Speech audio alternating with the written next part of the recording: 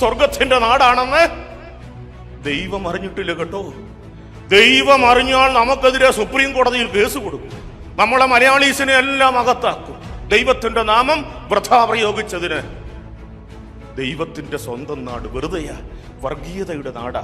ഇതടാ എമ്പുരാന്റെ നാടാ, ചെകുത്താന്റെ നാടാണ്, ലൂസിഫറിന്റെ നാടാണ്. എനിക്ക് ഈ മോഹൻലാലിനൊക്കെ എന്തൊരു ഇഷ്ടമായിരുന്നെന്നറിയാമോ? മോഹൻലാലിന്റെ പടമൊന്നും കാണാത്തത് തന്നെയില്ല. പക്ഷെ എമ്പുരാനോടുകൂടി എനിക്ക് അദ്ദേഹത്തോടുള്ള സ്നേഹവും ബഹുമാനവും പോയി. എനിക്ക് ആ പൃഥ്വിരായപ്പനെ ഒട്ടും ഇഷ്ടമില്ല, അദ്ദേഹം എനിക്ക് ഹറാമാ. പക്ഷെ മോഹൻലാലിന്റെ വായിൽ നിന്ന് എമ്പുരാനിൽ നമ്മുടെ ബൈബിളിന്റെ അടിത്തറ, ക്രിസ്തീയതയുടെ അടിത്തറ തകർക്കുന്ന കാര്യമാ പറഞ്ഞത്. എന്താണ് പറഞ്ഞത്? ദൈവപുത്രൻ പാപം ചെയ്യുമ്പോൾ ലൂസിഫർ വന്ന് സഹായിക്കും. ആര് വന്ന് സഹായിക്കും? എമ്പുരാൻ വന്ന് സഹായിക്കും. എന്തൊരു തെമ്മാടിത്തരം അവൻ പറഞ്ഞത്! അത് നമുക്ക് ഒരിക്കലും ക്ഷമിക്കാൻ പറ്റില്ല. പിന്നെ എന്തുകൊണ്ടാ അവരങ്ങനെ പറയുന്നെന്ന് വെച്ചാൽ എന്താ? ക്രിസ്ത്യാനികൾക്ക് നട്ടലില്ല. നമുക്ക് ക്രിസ്ത്യാനികൾക്ക് ഇവിടെ നട്ടലില്ല. ബിഷപ്പുമാര് വിഭജിതരാണ്, വൈദികര് വിഭജിതരാണ്, സന്യാസികൾ വിഭജിതരാണ്, ഇടവകക്കാര് വിഭജിതരാണ്. പലതായിട്ട്, പല കൂറായിട്ട്, പല ആയിട്ട് നമ്മൾ മാറിയിരിക്കുക. ഏക അഭിപ്രായം ആർക്കുമില്ല. അപ്പൊ പിന്നെ നമ്മുടെ പുറത്ത് ചെണ്ട കൊട്ടാൻ ആർക്കെങ്കിലും ബുദ്ധിമുട്ടുണ്ടോ? 65 വർഷം നമ്മുടെ കൈവശം ഉണ്ടായിരുന്ന ഒരു സ്ഥലത്ത് ഒരു കുരിശ് വെച്ചപ്പോൾ പിണറായിയുടെ പോലീസ് വന്നിട്ട് അത് JCB കൊണ്ട് പൊളിച്ചെന്ന് പറഞ്ഞാൽ എന്തുകൊണ്ടാ? നട്ടലില്ലാത്തത് കൊണ്ടാ. എമ്പുരാനിൽ നമ്മുടെ ക്രിസ്തുവിനെ കളിയാക്കിയത് എന്തുകൊണ്ടാ?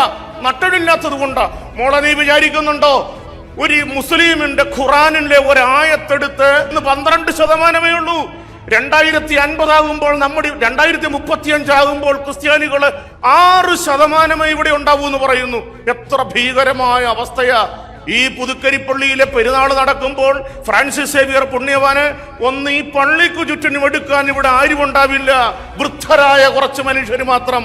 അല്ലെങ്കിൽ ബംഗാളികളെ വെച്ച് വിശുദ്ധന്റെ തിരുസ്വരൂപം പള്ളിക്ക് ചുറ്റും പ്രദർശിപ്പിക്കേണ്ട ഒരു ഗതികേടിന്റെ കാലഘട്ടത്തിലേക്കാണ്. പുതുക്കരി മാത്രമല്ല, വലിയ എടത്തുവ പള്ളിയിലെ ഗീവർഗീസ് പുണ്യാളിനെ എടുക്കാനും ആളുണ്ടാവില്ല. അതുപോലെ നമ്മൾ ക്ഷയിച്ചുകൊണ്ടിരിക്കുന്ന കൈപ്പത്തിയായിട്ടാണ് ഇറങ്ങിയെന്ന്. കറക്റ്റാ, 2 കൈപ്പത്തിയുണ്ട്. ഇവിടെ ഇരിക്കുന്ന കോൺഗ്രസ്സുകാരോട് പറയാൻ എനിക്കുള്ളത്, കൈപ്പത്തിക്ക് ചെയ്യാൻ നമുക്കറിയാം. ഇവിടുള്ള ഇടതുപക്ഷക്കാരനോട് പറയാനായിട്ടുള്ളത്, അരിവാൾ ചുറ്റിലേക്ക് ചെയ്യാൻ ഞങ്ങൾക്കറിയാം. ഇവിടെ ഇരിക്കുന്ന 1-2 BJP-കാരനോട് പറയാൻ ഞങ്ങൾക്ക് താമരക്ക് ചെയ്യാൻ അറിയാം. ഇത് 3 ഇഷ്ടമില്ലെങ്കിൽ നോട്ടക്ക് ചെയ്യാൻ ഞങ്ങൾക്കറിയാം. എന്താ പ്രശ്നം? ഞങ്ങളാരും ജന്മനാ കൈപ്പത്തിയായിട്ട് ജനിച്ചവരാണെങ്കിലും ഒരു വോട്ട് മാത്രം, ഒരു വോട്ട് യന്ത്രമായിട്ട് ജനിച്ചവരല്ല.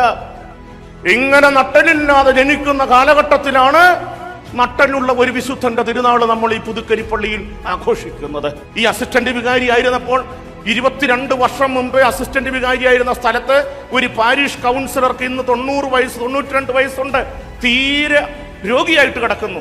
അദ്ദേഹത്തെ ഞാനൊന്ന് പോയി കണ്ടു കഴിഞ്ഞപ്പോൾ ഈ അച്ഛൻ എന്നോട് പറയുക, ചാ, വീട്ടിൽ ഇറച്ചിയും വറക്കുന്നുണ്ട്, മീനും വറക്കുന്നുണ്ട്, അതിന്റെ മണം എൻ്റെ മുറി കിട്ടുന്നുണ്ട്. അച്ഛൻ മരുമോളോട് പറയണം അല്പം ഇറച്ചിയും അല്പം മീനും എനിക്ക് തരാനായിട്ട്. എനിക്കെന്നും കഞ്ഞിയും പയറും വച്ച. അപ്പൊ ഞാൻ ഈ ലോവയിട്ടതിന്റെ ധൈര്യത്തില് ഈ മരുമോളോട് പറഞ്ഞു, എടി കൊച്ചേ, അപ്പന് ഇച്ചിരി ചോറ് കൊടുക്കുമ്പോ ഇച്ചിരി ഇറച്ചിയും മീനും കൊടുക്ക. അപ്പോൾ ഈ പെണ്ണ് എന്നോട് പറയുക, അച്ഛാ, ഞാൻ അവക്ക് അപ്പന് ഇറച്ചിയും മീനും കൊടുക്കാം, പക്ഷെ അപ്പൻ തൂറുമ്പോ അച്ഛൻ വന്ന് കോരുവോ എന്ന് ചോദിച്ചു. അപ്പൊ അതെനിക്ക് വലിയ ടെൻഷനായി. നമ്മൾ പലയിടത്ത് വെച്ച് കണ്ടിട്ടുണ്ട്. നിങ്ങൾ പാട്ട് പാടാൻ നടക്കുന്നു, ഞാൻ പ്രസംഗിക്കാൻ നടക്കുന്നു. നമുക്ക് ഈ കാര്യം നടക്കുമോ?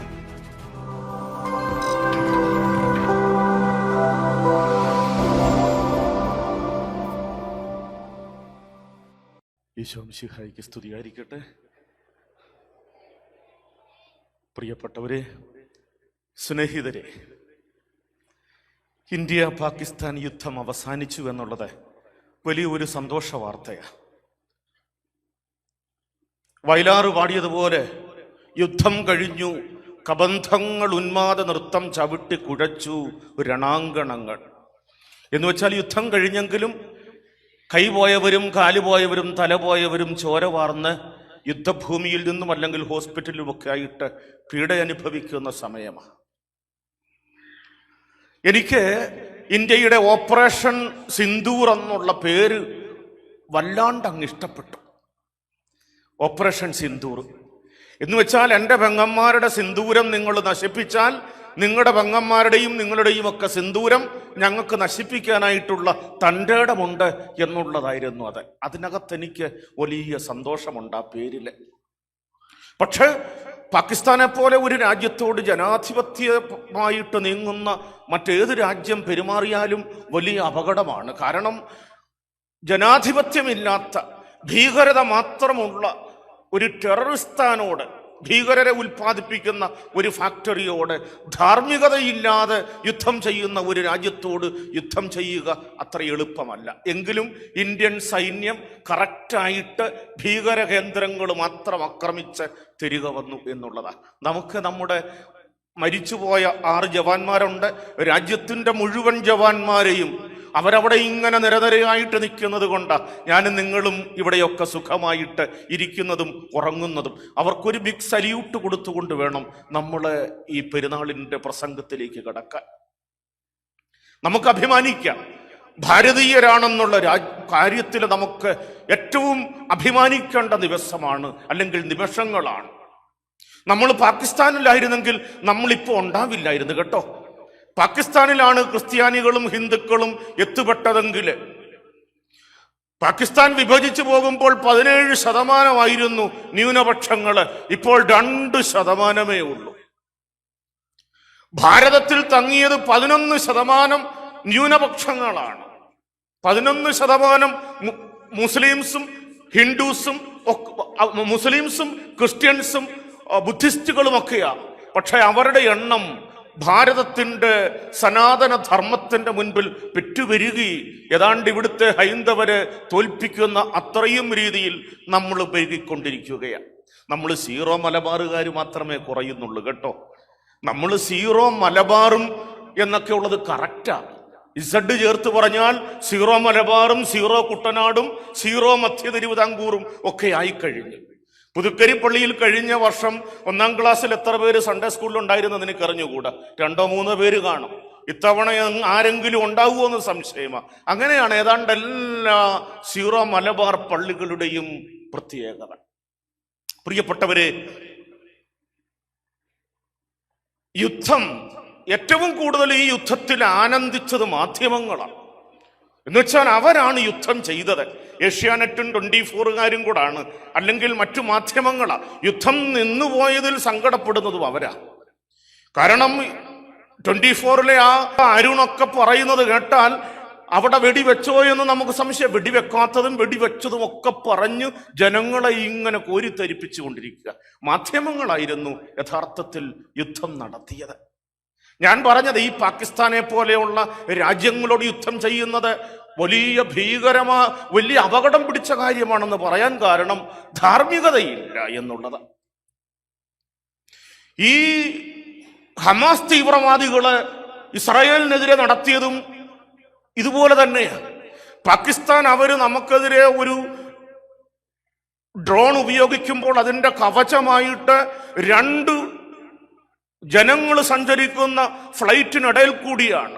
അപ്പോൾ അതിനിടയിൽ നമ്മൾ യുദ്ധം ചെയ്യുമ്പോൾ സൗദി അറേബ്യയുടെയോ ഖത്തറിൻ്റെയോ ഒരു ജനം സഞ്ചരിക്കുന്ന വിമാനത്തെ തകർക്കണമെന്ന് ഉദ്ദേശിച്ചുകൊണ്ട് തന്നെയാണ്. പക്ഷെ നമ്മുടെ സൈനികർ എത്ര ബുദ്ധിപൂർവമാണ് കാര്യങ്ങൾ നടത്തിയത്. ഹമാസ് തീവ്രവാദികളും അങ്ങനെയാ. പാലസ്തീനിൽ അവർ താമസിക്കുന്നെങ്കിൽ ഇസ്രായേലുകാർ യുദ്ധം ചെയ്യുമ്പോൾ കുഞ്ഞുങ്ങളും ഗർഭിണികളും മരിക്കുന്നുവെന്നൊക്കെ പറയാൻ കാരണം എന്താ?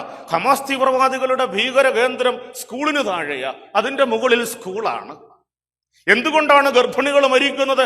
അവരുടെ താവളം ഹോസ്പിറ്റലിൻ്റെ താഴെയാണ്. അവിടെ നിന്നാണ് അവർ പീരങ്കി അല്ലെങ്കിൽ അവർ ഓരോ യുദ്ധ ഉപകരണങ്ങൾ ഉപയോഗിക്കുക. അപ്പോഴാണ് കുട്ടികളൊക്കെ അറിയാതെ മരിച്ചു വീഴുന്നത്, ഗർഭിണികൾ മരിച്ചു വീഴുന്നത്.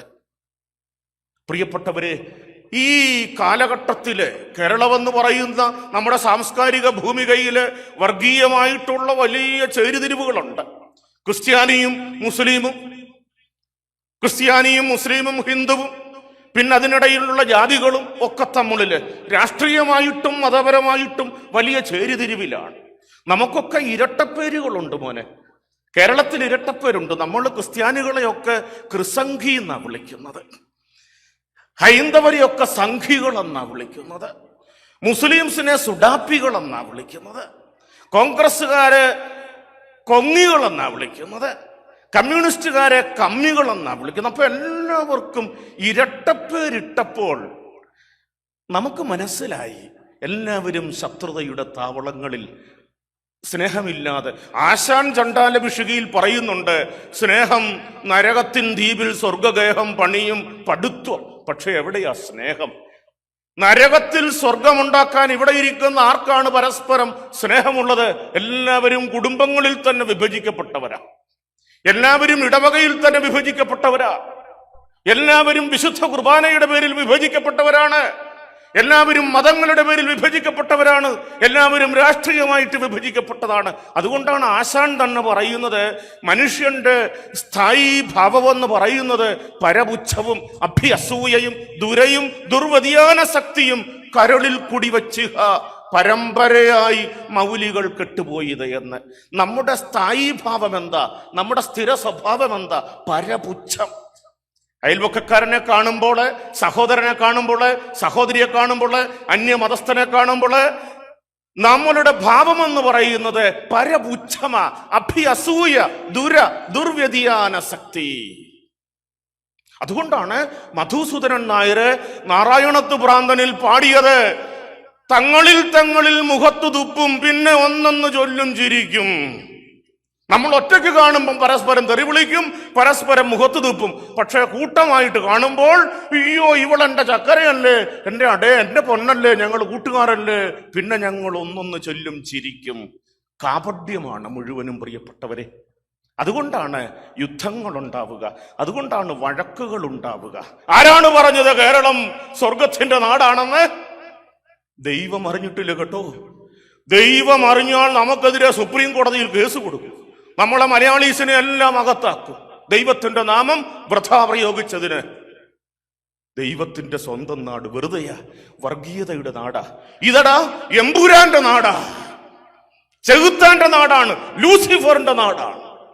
എനിക്ക് ഈ മോഹൻലാലിനൊക്കെ എന്തൊരു ഇഷ്ടമായിരുന്നെന്നറിയാമോ? മോഹൻലാലിന്റെ പടം ഒന്നും കാണാത്തത് തന്നെയില്ല. പക്ഷെ എമ്പുരാനോടുകൂടി എനിക്ക് അദ്ദേഹത്തോടുള്ള സ്നേഹവും ബഹുമാനവും പോയി. എനിക്ക് ആ പൃഥ്വിരായപ്പനെ ഒട്ടും ഇഷ്ടമില്ല, അദ്ദേഹം എനിക്ക് ഹറാമാ.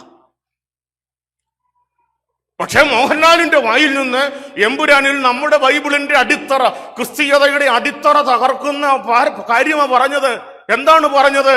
ദൈവപുത്രൻ പാപം ചെയ്യുമ്പോൾ ലൂസിഫർ വന്ന് സഹായിക്കും. ആര് വന്ന് സഹായിക്കും? എമ്പുരാൻ വന്ന് സഹായിക്കും. എന്തൊരു തെമ്മാടിത്തരവും അവൻ പറഞ്ഞത്. അത് നമുക്ക് ഒരിക്കലും ക്ഷമിക്കാൻ പറ്റില്ല. പിന്നെ എന്തുകൊണ്ടാ അവരങ്ങനെ പറയുന്നെന്ന് വെച്ചാൽ എന്താ? ക്രിസ്ത്യാനികൾക്ക് നട്ടലില്ല. നമുക്ക് ക്രിസ്ത്യാനികൾക്ക് ഇവിടെ നട്ടലില്ല. ബിഷപ്പുമാര് വിഭജിതരാണ്, വൈദികര് വിഭജിതരാണ്, സന്യാസികൾ വിഭജിതരാണ്, ഇടവകക്കാര് വിഭജിതരാണ്. പലതായിട്ട്, പല കൂറായിട്ട്, പല ആയിട്ട് നമ്മൾ മാറിയിരിക്കുക. ഏക അഭിപ്രായം ആർക്കുമില്ല. അപ്പൊ പിന്നെ നമ്മുടെ പുറത്ത് ചെണ്ട കൊട്ടാൻ ആർക്കെങ്കിലും ബുദ്ധിമുട്ടുണ്ടോ? 65 വർഷം നമ്മുടെ കൈവശം ഉണ്ടായിരുന്ന ഒരു സ്ഥലത്ത് ഒരു കുരിശ് വെച്ചപ്പോൾ പിണറായിയുടെ പോലീസ് വന്നിട്ട് അത് JCB കൊണ്ട് പൊളിച്ചെന്ന് പറഞ്ഞാൽ എന്തുകൊണ്ടാ? നട്ടലില്ലാത്തത് കൊണ്ടാ. എമ്പുരാനിൽ നമ്മുടെ ക്രിസ്തുവിനെ കളിയാക്കിയത് എന്തുകൊണ്ടാ? നട്ടലില്ലാത്തത് കൊണ്ടാ. മോളെ, നീ വിചാരിക്കുന്നുണ്ടോ ഒരു മുസ്ലിമിന്റെ ഖുറാനിലെ ഒരായത്തെടുത്ത് മോഹൻലാലോ പൃഥ്വിരായപ്പനോ കളിയാക്കിയിരുന്നെങ്കിൽ നമുക്ക് നട്ടലില്ല? നമ്മുടെ കുരിശു പൊളിക്കുന്നത് എന്താ? നമുക്ക് നട്ടലില്ലാത്തത് കൊണ്ടാ. കാരണം നമ്മൾ യുണൈറ്റഡ് അല്ല. ആകപ്പാടെ കുറച്ചു പേരേ ഉള്ളൂ ഇവിടെ. 22% ഉണ്ടായിരുന്നവർ ഇന്ന് 12% ഉള്ളൂ. 2050 ആകുമ്പോൾ, നമ്മുടെ 2035 ആകുമ്പോൾ ക്രിസ്ത്യാനികള് 6% ഇവിടെ ഉണ്ടാവൂ എന്ന് പറയുന്നു. എത്ര ഭീകരമായ അവസ്ഥയാ! ഈ പുതുക്കരിപ്പള്ളിയിലെ പെരുന്നാൾ നടക്കുമ്പോൾ ഫ്രാൻസിസ് സേവിയർ പുണ്യവാന് ഒന്ന് ഈ പള്ളിക്കു ചുറ്റിനും എടുക്കാൻ ഇവിടെ ആരും ഉണ്ടാവില്ല. വൃദ്ധരായ കുറച്ച് മനുഷ്യർ മാത്രം. അല്ലെങ്കിൽ ബംഗാളികളെ വെച്ച് വിശുദ്ധന്റെ തിരുസ്വരൂപം പള്ളിക്ക് ചുറ്റും പ്രദർശിപ്പിക്കേണ്ട ഒരു ഗതികേടിന്റെ കാലഘട്ടത്തിലേക്കാണ്.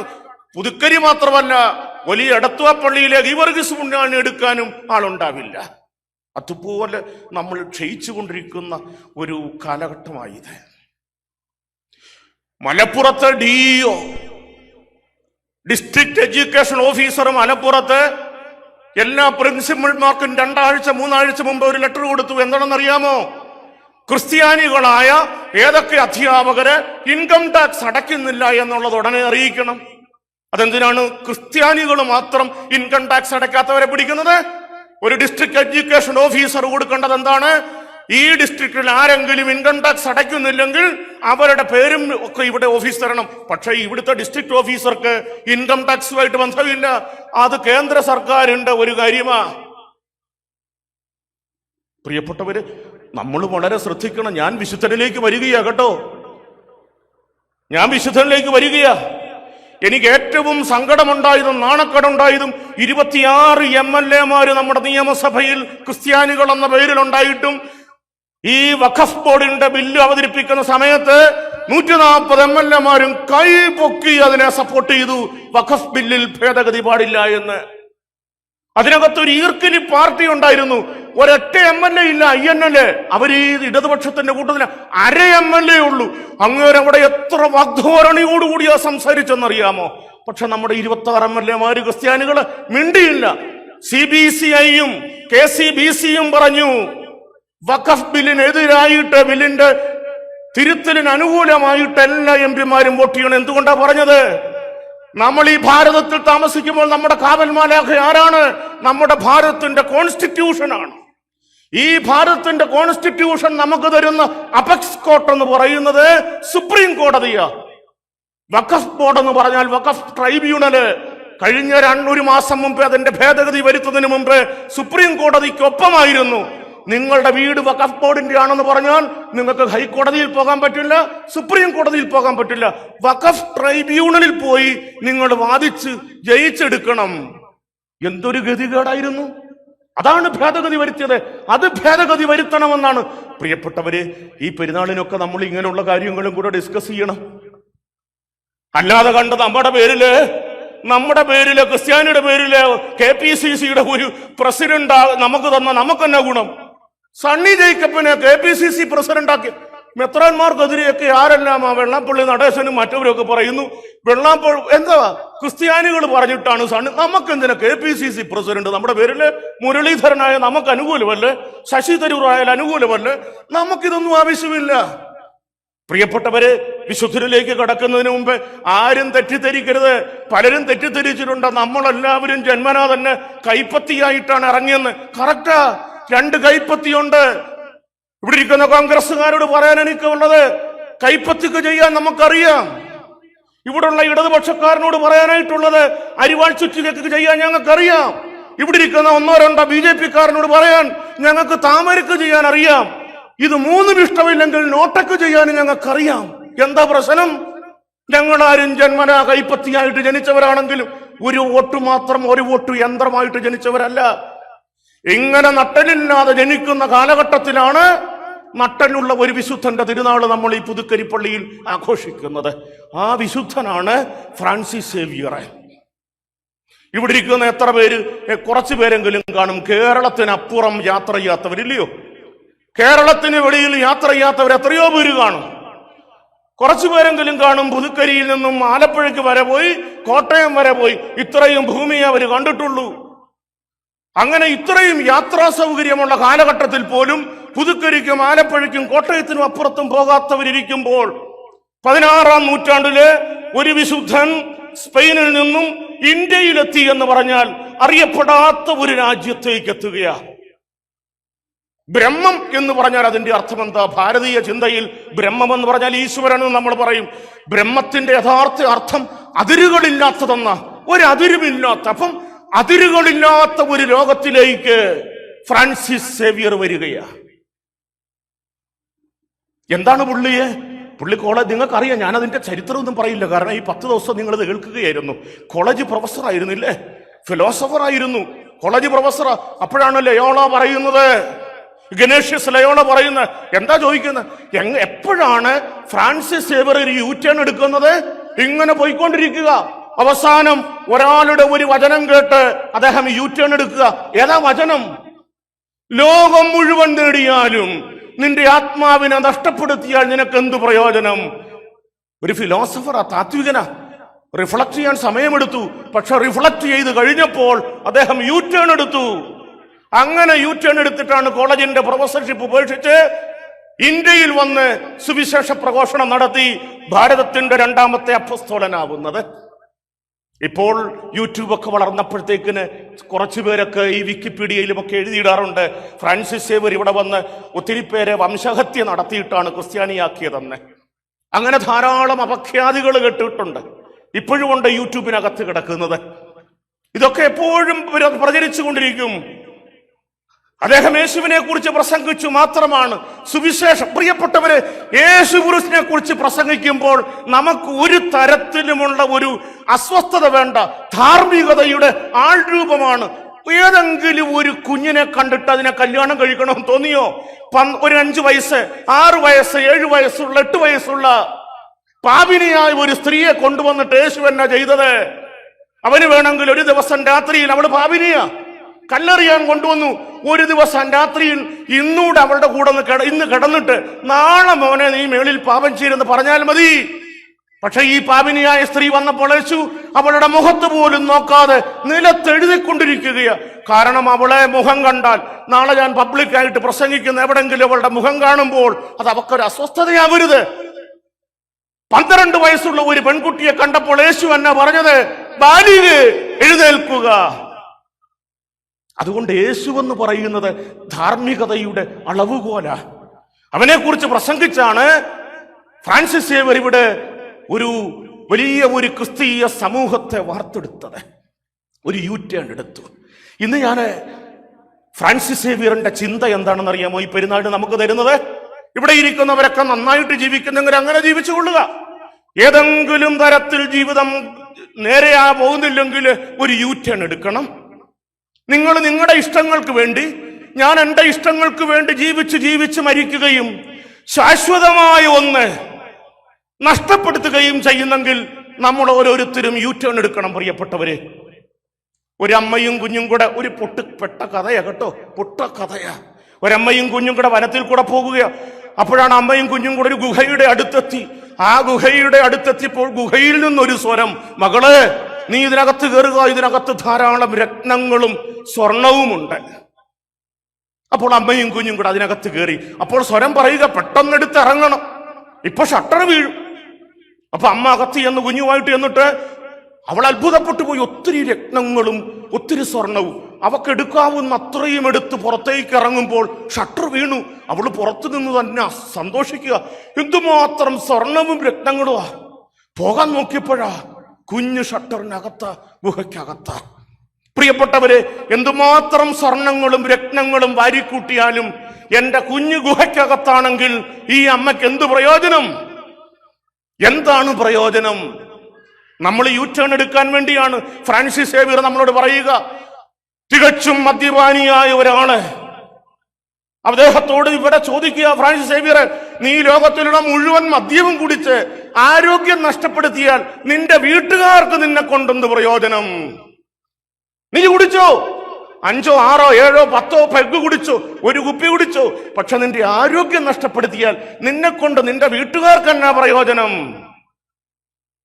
അങ്ങനെയുള്ള ആളുകളുണ്ട് കേട്ടോ. അവസാനം കുടിക്കാൻ പറ്റാതെ വരുമ്പോഴത്തേക്കിന് കട്ടിലേ കിടന്ന് അറ്റാക്ക് വരുമ്പോഴൊക്കെ ഈ ഭാര്യയും മക്കളും തന്നെയാണ്. കാരണം ഭാര്യയായി പോയില്ലേ, മക്കളായി പോയില്ലേ, ആശുപത്രി കൊണ്ടുപോകാതിരിക്കാൻ പറ്റുമോ? ശുശ്രൂഷിക്കും. അവസാനം മരിക്കുമ്പോൾ ഈ അമ്മയും ഒക്കെ ഒന്നിന് ദീർഘശ്വാസം വിടും കേട്ടോ. മരിക്കുമ്പോൾ ആളുകളൊക്കെ കൂടുന്നുണ്ട്. അവര് പറയും, നമ്മുടെ വെള്ളിമൂങ്ങയിലെ പോലെ കരയും, എണ്ടിച്ചായോ എന്നെ കൂടെ കൊണ്ടുപോകുന്നു പറയും. ഏതാണ്ട് വീഗാലാൻഡിൽ പോകുന്ന പോലെയാ. പക്ഷെ അവരടക്കം കഴിഞ്ഞ് വീട്ടിൽ വരുമ്പോ ഇടുന്ന മ്യൂസിക് എന്നാണെന്ന് അറിയാമോ? സന്തോഷം കൊണ്ടാ. വെള്ളിമൂങ്ങയിലെ തന്നെ അപ്പൊ നമ്മൾ ധ്യാനിക്കണം. ഞാൻ എൻ്റെ ആരോഗ്യം എന്റെ ഇഷ്ടത്തിന് വേണ്ടി നഷ്ടപ്പെടുത്തുമ്പോൾ എന്നെക്കൊണ്ട് എന്റെ സമൂഹത്തിനും എന്റെ വീടിനും എന്റെ മക്കൾക്കും ഭാര്യയ്ക്കും പ്രയോജനമില്ലെങ്കിൽ ഞാൻ യു ടേൺ എടുക്കണം. എന്റെ അമ്മായിയമ്മയ്ക്ക് വേണ്ടി ഒന്ന് പ്രാർത്ഥിക്കാനായിട്ട് പറ്റണം. അത് വലിയ ബുദ്ധിമുട്ടാച്ചാൽ അമ്മായിയമ്മയ്ക്ക് വേണ്ടി പ്രാർത്ഥിച്ചാൽ അമ്മായിയമ്മ വീണ്ടും 5-6 കൊല്ലം കൂടെ ജീവിക്കും. അമ്മായിയമ്മയ്ക്ക് വേണ്ടി പ്രാർത്ഥിക്കാൻ വലിയ റിസ്ക് പിടിച്ച പരിപാടിയാണ്. നല്ല അമ്മായിയമ്മയും മരുമോളും ഒക്കെ ഇഷ്ടം പോലെ ഉണ്ട് കേട്ടോ. അമ്മായിയമ്മ എങ്ങാനും മരിച്ചാൽ ടെൻഷൻ അടിക്കുന്ന മരുമോളുള്ള, മരുമക്കളുള്ള, മരുമോൾക്കൊരു അപകടം പറ്റിയാൽ ടെൻഷൻ അടിക്കുന്ന അമ്മായിയമ്മമാരുള്ള ധാരാളം കുടുംബങ്ങൾ നമ്മുടെ സമൂഹത്തിലുണ്ട്. മരുമകൾക്ക് വേണ്ടി ഒന്ന് പ്രാർത്ഥിക്കണം. ഒരാളോ എന്നോട് പറയും, എൻ്റെ അച്ഛൻ ഞാൻ എല്ലാ ദിവസവും അവൾക്ക് വേണ്ടി പ്രാർത്ഥിക്കും. അവൾ എങ്ങനെയെങ്കിലും ILTC പഠിച്ച് അവൾ ഗൾഫിലോ അമേരിക്കയിലോ ഇവിടെ നിന്ന് മാറി കിട്ടിയാൽ മതി. ഞാൻ പ്രാർത്ഥിക്കുന്നുണ്ട്. പ്രിയപ്പെട്ടവരെ, ഞാനിതൊന്നും പറയാൻ വേണ്ടിയല്ല. നമുക്കൊരു U-ടേൺ എടുക്കേണ്ട സമയമാകുമ്പോൾ U-ടേൺ എടുത്തില്ലെങ്കിൽ അപകടത്തിലേക്ക് തന്നെയാണ് നമ്മളെ വഴുതി വീഴുക. ഞാനിപ്പോ 53 വയസ്സുണ്ട്. 53 വയസ്സുള്ള എൻ്റെ അമ്മയ്ക്ക് കണ്ണു കാണുകയില്ല. 84 വയസ്സുണ്ട്. മക്കള് ശുശ്രൂഷിക്കുന്നില്ലെങ്കിൽ അമ്മയ്ക്ക് ഒന്നും പറ്റുകയില്ല. ഇടം വല്ലം നിന്ന് കൊണ്ടുപോകണം. കാരണം കണ്ണൊട്ടും കാണില്ല. ഞാനിത് പറയാനല്ല. ഇവിടെ ഇരിക്കുന്ന 53 വയസ്സുള്ള എൻ്റെ പ്രായത്തിനുള്ള ഇവിടുത്തെ കുടുംബനാഥന്മാരുണ്ടല്ലോ, മക്കള്, അവരുടെ മാതാപിതാക്കന്മാരാണ് ഇപ്പൊ ഏറ്റവും ഗതികേടിലുള്ളത്. ആ പ്രായത്തിലുള്ള മക്കള് സ്വന്തം മാതാപിതാക്കന്മാരെ ശുശ്രൂഷിക്കാൻ പറ്റുന്നില്ലെങ്കിൽ എന്തൊരു അസ്വസ്ഥതയാ. ഞാൻ പ്രിയപ്പെട്ടവര് കൈനകരിലെ ഒരടക്കത്തിന് പോയി. കൈനകരിലെ ഒരടക്കത്തിന് പോയി. എന്നാ നല്ല അടക്കുക. ഒരമ്മയ്ക്ക് 10 മക്കള്. നിങ്ങൾ എത്ര മക്കളാ? നിങ്ങൾ എത്ര പേരാ? 3 പേര്. എടി, ഒരമ്മയ്ക്ക് 10 മക്കള്. അടക്കത്തിന് ഞാൻ ചെന്നപ്പോഴത്തേക്ക് എനിക്ക് സന്തോഷം. ഈ 10 മക്കളും ഉണ്ട് ഈ അമ്മയുടെ തൊട്ടടുത്ത്. ഏറ്റവും മൂത്തവന് 74-75 വയസ്സുണ്ട്. എനിക്ക് ഭയങ്കര സന്തോഷമായി. ഈ മക്കളെല്ലാം വിദൂര ദേശങ്ങളിലാണ് കേട്ടോ. ഈ അമ്മയെ കൊണ്ടുപോകാത്ത ഒരു രാജ്യവുമില്ല. ഓരോ മക്കളും മാറി മാറി അവരുടെ താമസിക്കുന്നിടത്ത് കൊണ്ടുപോകും. മാർപ്പാപ്പയെ കാണിക്കുന്നു, ലൂർദിൽ കൊണ്ടുപോകുന്നു.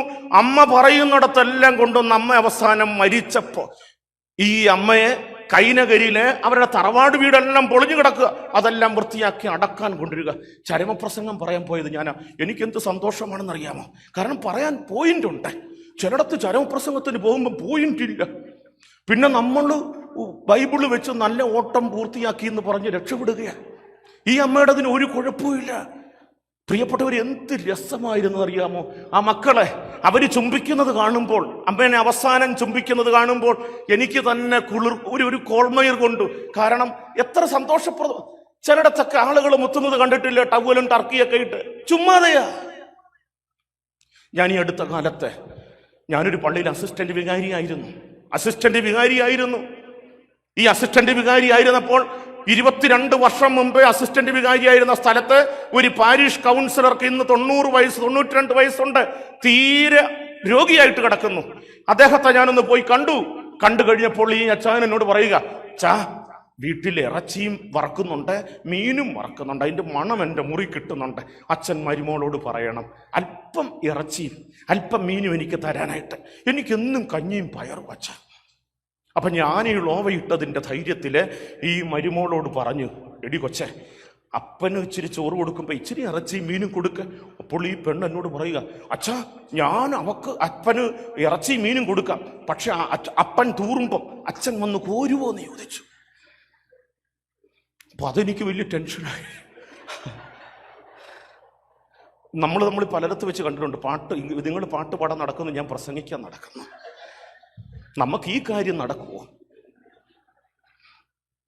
അപ്പൻ വയറ്റിൽ നിന്ന് പോകാതിരിക്കാൻ എന്ത് വിദ്യയാണ് ഈ മരുമോള് ചെയ്യുന്നതെന്ന് എനിക്ക് അറിഞ്ഞുകൂടെ കേട്ടോ. നമുക്ക് ചിലപ്പോഴൊക്കെ പാടായിരിക്കും പ്രിയപ്പെട്ടവരെ. ചില കുടുംബങ്ങളിലൊക്കെ ചില അസ്വസ്ഥതകൾ ഉണ്ടാകുമെന്ന് ഞാൻ വിചാരിക്കുന്നു. നമ്മുടെ കർത്താവ് മരിച്ചപ്പോഴത്തേക്കിന് എന്തെങ്കിലും കുറ്റം പറഞ്ഞോടി? കുരിശക്കടന്ന് പറഞ്ഞോ? ഇല്ല.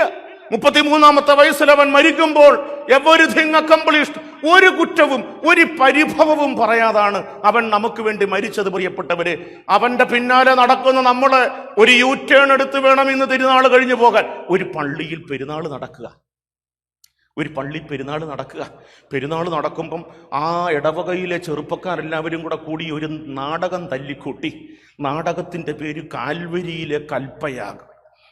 ഇടവകയിലെ യുവദീപ്തിയുടെ പ്രസിഡന്റ് പാപ്പച്ചനാണ് ക്രിസ്തുവായിട്ട് അഭിനയിക്കുന്നത്. അപ്പം അവിടുത്തെ ചെറുപ്പക്കാരും പെൺകുട്ടികളും ഒക്കെ ഒരുങ്ങി 3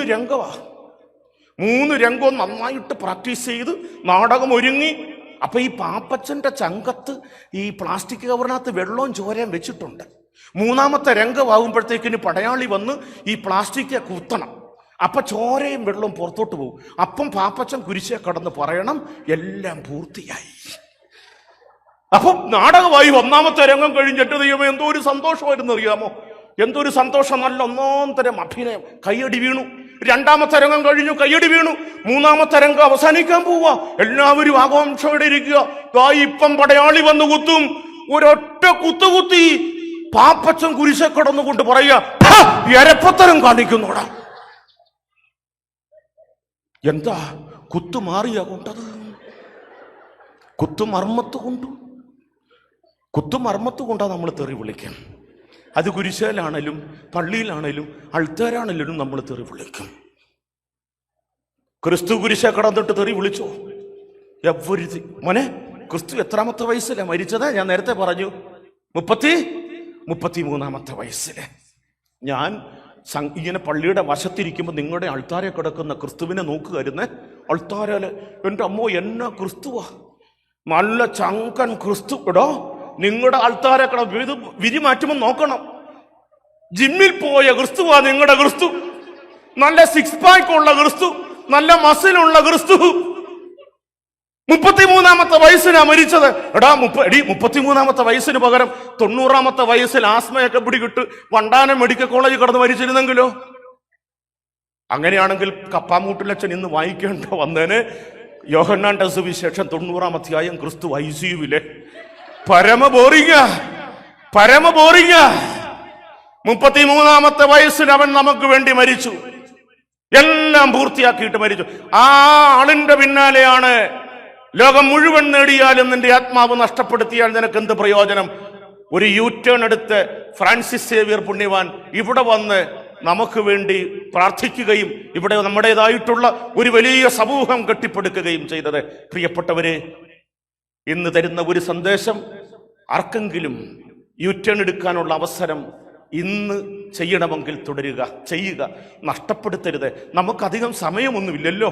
നാളെയാകാമെന്ന് വിചാരിക്കരുത്. രാവിപ്പോൾ, ഞാനത് പറഞ്ഞ് അവസാനിപ്പിക്കുക കേട്ടോ, പെട്ടെന്ന് തലയിൽ വന്നതാ.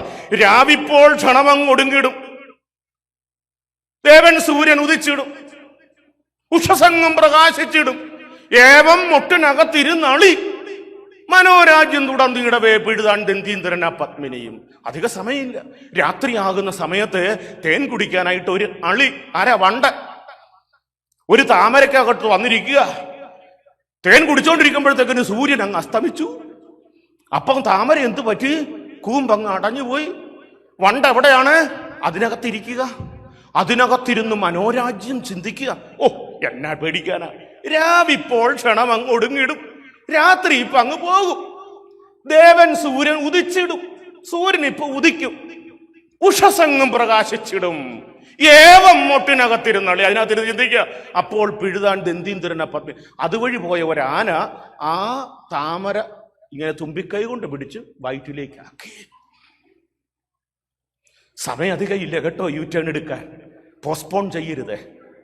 ഇന്ന് ചെയ്യാനുള്ളത് ഇന്ന് ചെയ്യണം. ഫ്രാൻസിസ് സേവ്യർ പുണ്യവാന്റെ പെരുന്നാളിന്റെ മംഗളങ്ങൾ ഏവർക്കും ആശംസിച്ചുകൊണ്ട് പിതാവിന്റെയും പുത്രന്റെയും പരിശുദ്ധ റൂഹായുടെയും നാമത്തിൽ ആമേൻ.